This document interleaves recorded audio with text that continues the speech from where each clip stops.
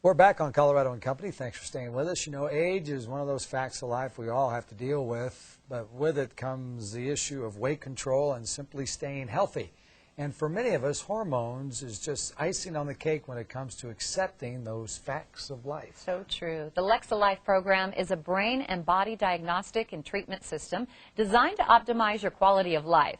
She may not have the answer to the meaning of life, but Dr. Alexis Parker has some answers on how to deal with aging, weight, and hormone issues. And she's back. Hello. A lot easier than figuring out the meaning of life. Yeah, that's so true.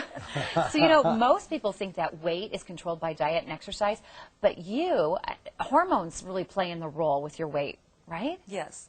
A lot of people will notice even in their early to mid-30s that they get less return from their exercise routine. They may notice a shift in where their fat is distributed.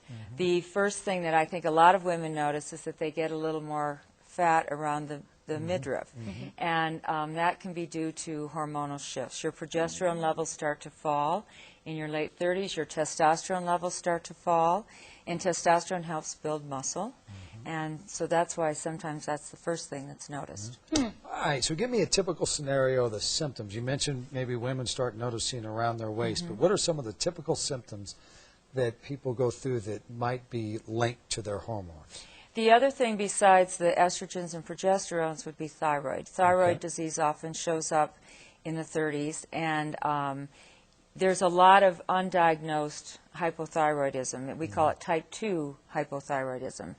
And so you feel sluggish, you don't have as much energy, you may not have as much energy to work out.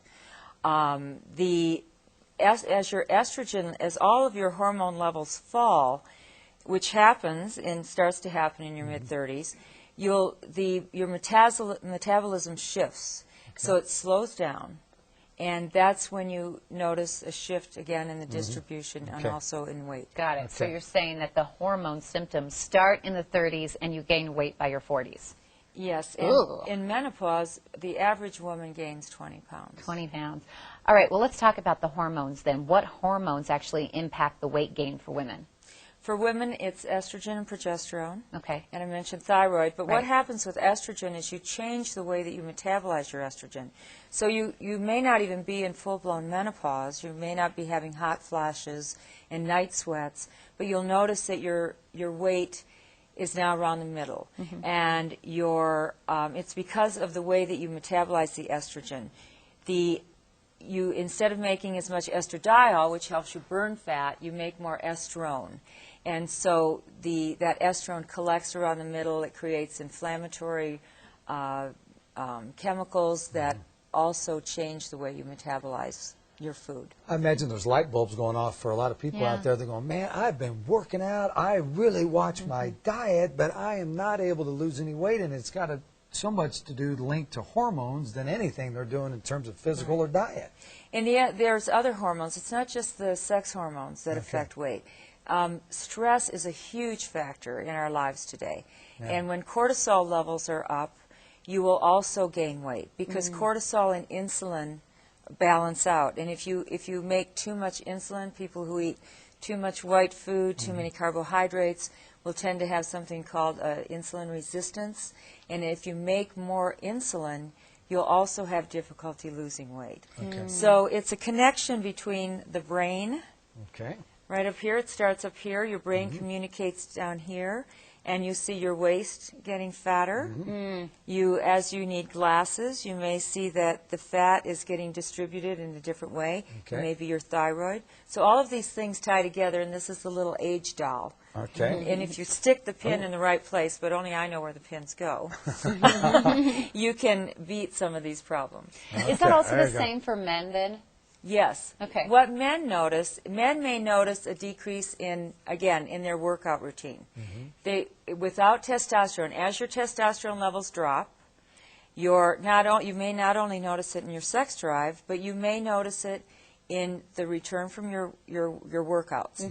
And because testosterone helps men build muscle, and they'll make more fat. It also changes the way that you metabolize your food.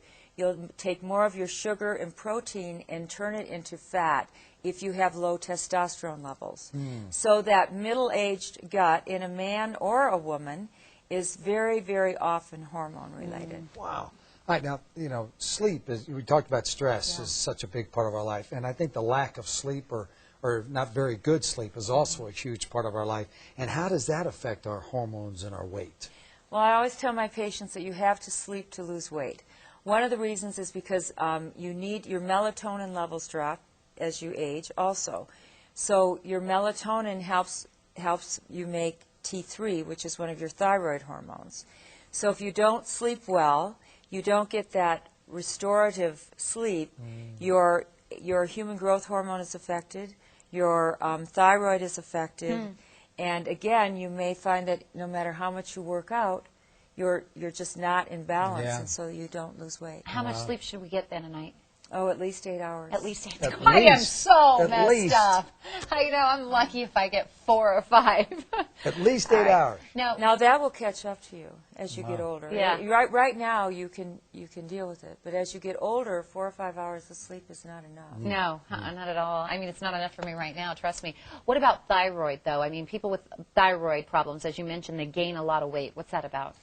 Often thyroid disease will happen earlier in life, before the sex hormones start to drop. And classically what you see is someone feels sluggish, they feel cold in a room where everyone else is warm, they're gaining weight, they're not sure why, they may not have it'll affect their mental acuity.